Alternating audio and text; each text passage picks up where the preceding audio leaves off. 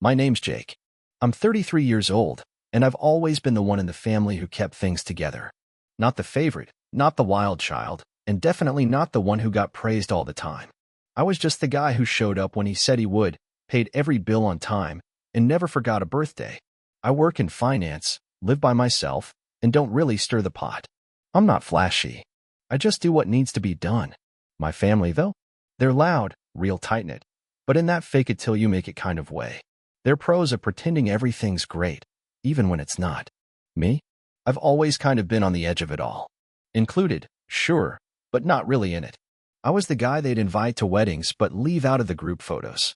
Growing up, Logan, my younger brother, was the one everyone adored. He had that effortless charm, always diving into trouble but somehow coming out clean. Reckless, full of charisma, and always with that smug grin my parents just ate up like it was their favorite dessert. Even when he dropped out of college, lost 2 jobs back-to-back, and ended up moving back in with mom and dad at 27, they still acted like he was some kind of genius. Meanwhile, I worked my way through school, held the same job for over 10 years, and even chipped in to help with the mortgage when dad's hours got cut. But none of that ever seemed to count. Not enough, anyway. I was never the one sitting at the head of the metaphorical table. Still, I didn't let it bother me, or at least that's what I kept telling myself. I kept my head down, mailed the checks, replied to every family group text, showed up for every holiday, and smiled through the passive-aggressive jokes. Jake, lighten up. It's just a party. Oh, we figured you'd be working, you always are. I let it slide. Part of me hoped that if I just kept showing up, eventually I'd be seen, really seen, as part of the family, not just the guy quietly funding it from behind the scenes. That hope died last fall. It started with a dinner. Logan had just gotten engaged to a woman named Alyssa, and my mom was already calling her an angel sent from heaven. So my parents planned a big dinner to celebrate at some fancy rooftop restaurant downtown. Not really their kind of place, expensive, upscale, which, looking back, probably should have raised a red flag. A couple weeks before the dinner, my mom called me. Jake, sweetheart, she said in that extra sugary voice she uses when she's working an angle. We'd love for you to come to Logan and Alyssa's engagement dinner. It's going to be such a special night. Of course, I said right away. Just send me the details. Then she added, a little quieter, and if it's not too much trouble, we were hoping you could help hold the reservation. Just for now. We'll pay you back, obviously. I knew then and there that we'll pay you back really meant I'd never see that money again. But like always, I said okay. I called the restaurant, reserved a private space for 22 people, and put down the deposit with my card. I wasn't bitter about it. Not really. It was Logan's big night. And deep down, I thought maybe this time things would be different. Maybe I'd feel like I actually belonged. The night of the dinner, I showed up right on time, 7 o'clock sharp. I was wearing a navy suit, fresh shirt, and cufflinks I'd been saving for something nice. I brought a good bottle of champagne for the couple and even printed out a custom card with their initials on it. When I got to the rooftop, the hostess gave me a polite nod and pointed me toward the private area. I took a deep breath and walked in. The place looked great. Warm string lights overhead, fresh flowers on every table, soft jazz playing in the background. My parents were there, Logan, Alyssa, her family, some friends. Everyone had drinks in hand, laughing, talking, raising glasses. I smiled, walked over, expecting at least a quick hello. Logan looked over with that same smug grin. Oh hey, he said, barely glancing at the champagne in my hand. Glad you made it. Then he pointed off to the side, toward a folding chair sitting next to a trash can. Sorry, this table's for family only, he added, like it was a joke. But there's a spot for you over there. I just stood there, blinking. Thought he had to be kidding. I looked over at Mom. She gave me that tight, uncomfortable smile she wears when she doesn't want to step in. Dad gave an awkward chuckle and raised his glass. Alyssa didn't even look up. And then, like it was rehearsed, a few people laughed. I stood there a second too long. Wanted to say something, anything, but the words caught in my throat. My face felt hot. My ears were burning. It was like being 12 again, left out of the family photo at a cousin's wedding because I didn't match the vibe. So I walked over to the folding chair, set the champagne bottle on the floor beside me, and sat down. Still had my coat on. A waiter came by and asked if I was with the group. I just nodded. He didn't say another word, just handed me a glass of water and moved along. I sat there for almost 2 hours, just watching. They laughed, toasted, passed gifts around. I watched Logan give this long speech about how blessed he was to be surrounded by his people. I saw my mom wipe a tear when Alyssa called her the best future mother-in-law anyone could ask for. No one even asked if I wanted to order anything. Eventually, dessert showed up, some fancy layered cake with gold flakes on top. The band played something slow, the sun dipped behind the buildings, and it hit me that not a single person had looked in my direction for the last half hour. Then the check came. I saw the waiter head toward their table, holding one of those little leather folders. He stopped, looked around the group, then glanced at the card on file. My card. I saw him walk toward me. "Excuse me, sir," he said quietly. "The total for the event is $4,162. Would you like me to charge the same card?" Everyone at the table turned to look. My brother raised his eyebrows. "Oh, yeah," he said, like it was no big deal. "Jake's got it." The waiter looked back at me. I smiled calm, slow, steady. With a clear voice, I said, "Not my table." Just loud enough for everyone to hear. I was told this was for family only. The room went dead silent. It was like the air got sliced in half. Logan's mouth dropped slightly. Mom frowned, confused. Dad sat up straighter in his chair. Alyssa's dad looked puzzled. The waiter hesitated. "Sir, weren't you the one who made the reservation?" "Yeah," I said, nodding. "I made the call. Put down the deposit, too. But I'm not sitting with them. I'm over here." I motioned toward the little table shoved by the trash can. Where I belong, apparently. You could almost hear the silence drop like a weight. For a moment, nobody said a thing. The waiter stood frozen between tables, holding that check like it was a live grenade. Logan looked like someone had smacked him in the face with a wet towel. My mom's eyes darted back and forth between me and the bill, trying to piece together how she lost control of the moment so quickly. "Wait, Jake," she said, voice low and trembling a little. "What are you doing?" I shrugged. "Just going by the seating chart, Mom. Logan said that table was for family only. I figured that meant I wasn't included." I turned to the waiter. "I didn't eat, didn't drink, didn't feel welcome, so I'm not paying." Logan snapped. "Don't be ridiculous." His grin was gone now, and something sharper was creeping in. "It was a joke, man. Lighten up. You're always so damn sensitive." The room was dead quiet. Even the jazz band seemed to fumble its way to a stop. Everyone was staring at me. But for once, I didn't shrink under the weight of their eyes. "Yeah," I said, slow and steady. "That's exactly the problem. It's all a joke to you, as long as you're not the punchline." Alyssa looked confused, like she was just realizing this wasn't some family bit. Her dad, stiff in a tailored blazer and quiet all night, turned to Logan with a look that could cut glass. "You invited this man to your engagement dinner and sat him next to a trash can?" he asked, like he couldn't quite believe what he just heard. Logan scoffed and looked to Mom for support. She straightened her back and gave that thin-lipped smile she always pulls when she wants to smooth things over. "Let's not make this into a thing," she said. "Jake's just being dramatic. He's always been sensitive." I almost laughed out loud. That line again. That old favorite. He's just tired. He's just emotional. He's just overreacting. Any excuse they could reach for, as long as they didn't have to admit they'd let something cruel happen right in front of them. The waiter cleared his throat. "Sorry to interrupt again," he said quietly, "but we do need to close out the bill for the private space. If the card on file isn't being used, I'll need another." Silence. I turned and headed toward the elevator. That's when Dad finally spoke up. "Jake, come on," he said. "You've already paid for half. Might as well just finish it." I stopped in my tracks. That might as well, that did something to me. Like a snap inside. I turned around. "You're right, Dad. I did pay the deposit." I took a step closer, keeping my voice firm but calm. I called 3 different restaurants to find one with a rooftop, just like Logan wanted. Picked the date around his football schedule. Ordered custom floral centerpieces because Mom said fake ones would look tacky in the photos. I looked around the room now, letting it land. I paid that $600 non-refundable deposit without blinking. Showed up alone, on time, in a suit, ready to support my brother. And what did I get? I paused. A folding chair next to the garbage and a sorry, family only. I turned to Logan. "So now it's your turn. You and your real family. You figure it out." Logan's face was red now, that anger bubbling just under the surface. He stood up, trying to make himself look bigger. "You're making a scene." "No," I said. "I'm drawing a line." And I walked out. Didn't bother waiting on the elevator.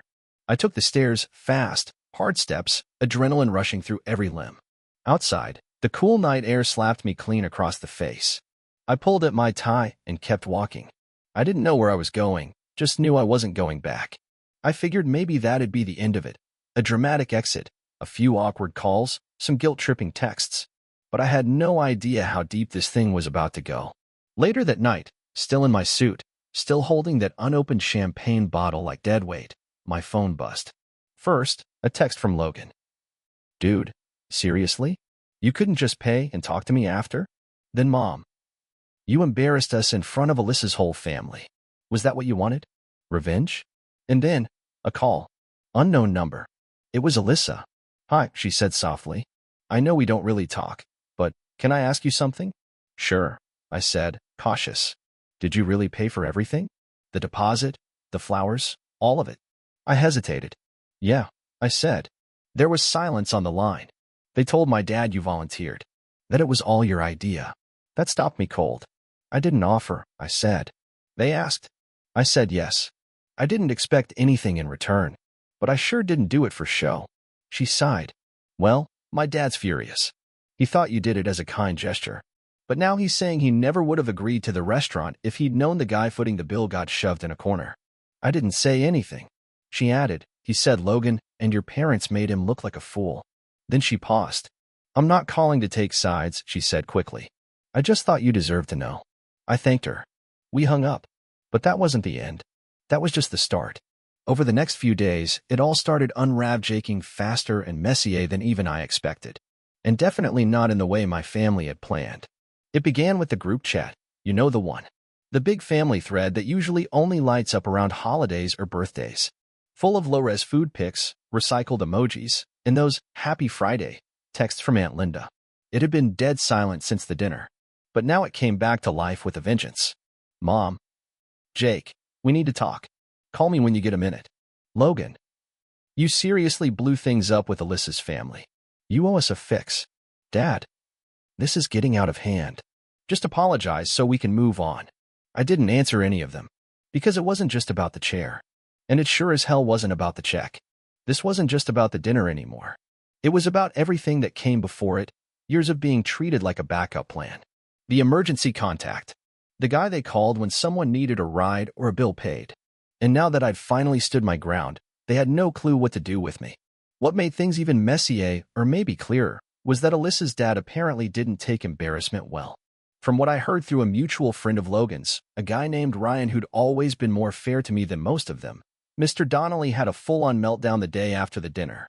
This was a man who'd paid for Alyssa's private school, helped her launch her own marketing firm, and had carefully planned out every little piece of this engagement season to be perfect. Then he finds out Logan's side of the family lied about who was footing the bill, treated me like garbage, and tried to leave him holding half the bar tab after I said I wasn't paying for the rest.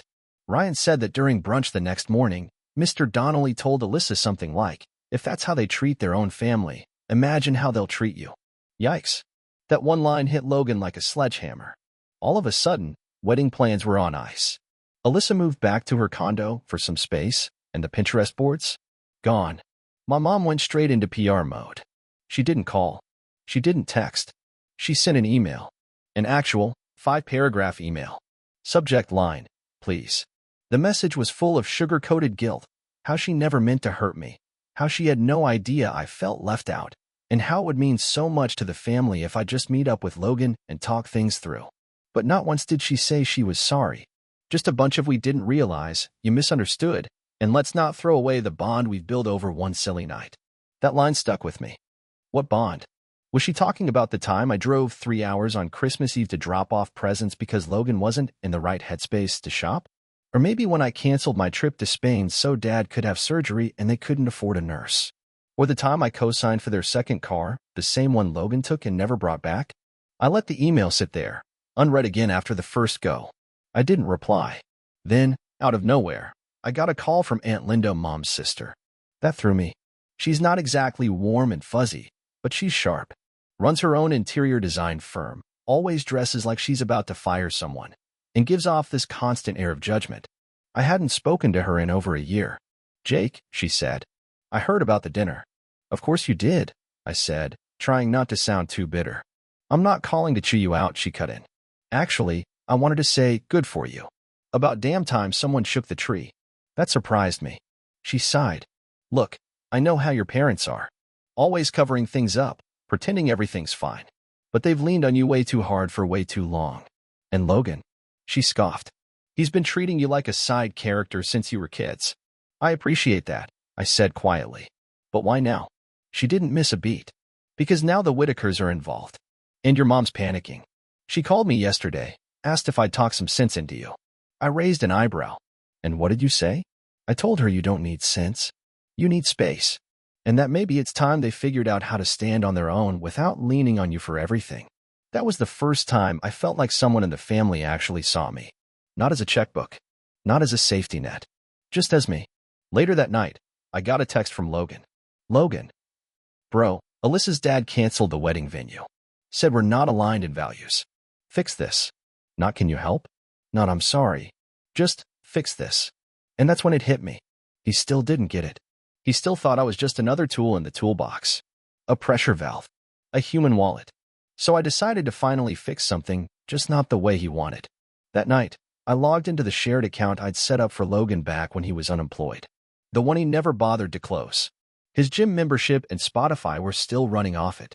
I transferred what was left, not a ton, but a few grand, into a private savings account I just opened for myself.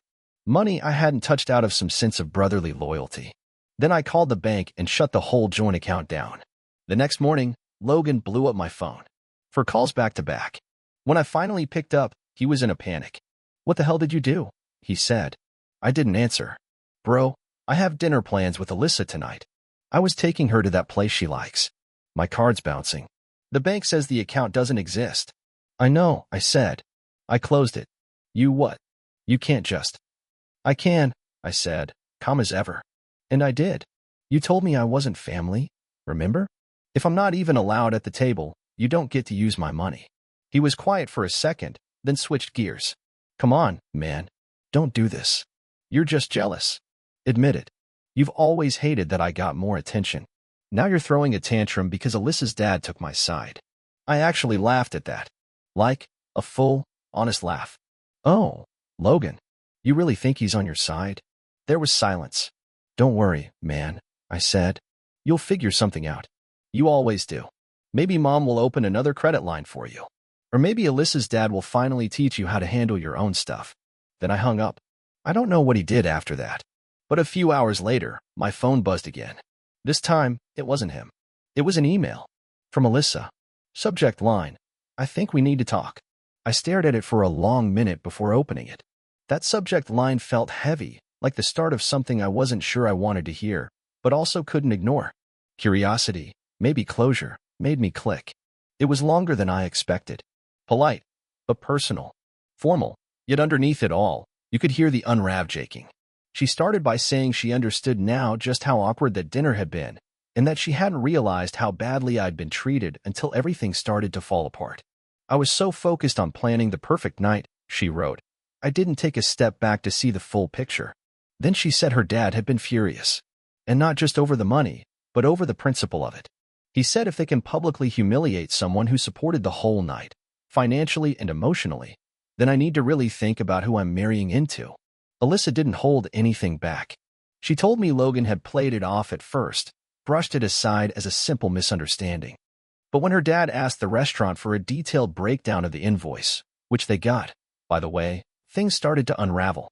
Logan had told her I insisted on paying, that I chose to sit at the side table because I was shy, that I'd left early because of a work emergency. But then Alyssa talked to the waiter herself. Yeah, she wrote, I called the restaurant. And that's when the whole story collapsed. Then came the part one didn't see coming. I ended the engagement last night. I blinked. She went on to explain that it wasn't just about that one night. The whole situation had peeled back the curtain on stuff she'd been ignoring. Logan's entitlement. The way he talked about me behind my back. How he brushed off her concerns like they didn't matter. He kept saying you were overreacting, she wrote. But honestly, you were the only one who acted with any dignity. She finished the email with a short message. I'm not writing this to create drama or take sides. I just thought you deserved to know. I see it now. And I'm sorry I didn't see it sooner. I sat there reading it over and over. Not because I didn't Bija her, but because I wasn't used to being Bija. The weeks that followed were strangely quiet. The family group chat? Dead. Logan tried calling me twice, but when I didn't answer, he gave up. Word got around that he'd moved back in with our parents. Alyssa returned the ring. Her dad canceled all the wedding arrangements, sent official notices to the venue and every vendor. A few of Logan's old buddies stopped showing up, too. Apparently, they were just hanging around for Alyssa's connections. I figured that was the end of it. Just a slow fade into silence. But one Sunday morning, there was a knock at my door. It was my mom, standing there on the porch in a long cardigan, holding a Tupperware of lasagna like it was some kind of peace treaty. Her eyes were puffy. Her makeup, barely there. I didn't say anything. Just opened the door a little and waited. "I brought you dinner," she said. I didn't take it. "I just wanted to talk," she added. No excuses. That part stopped me.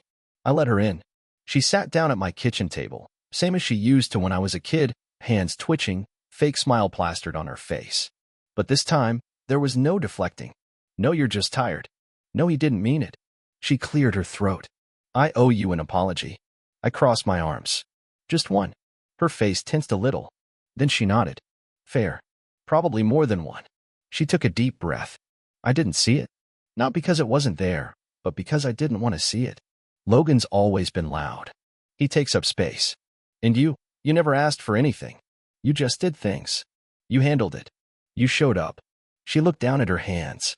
"We started treating you like a safety net. Like something that would always catch us." I nodded.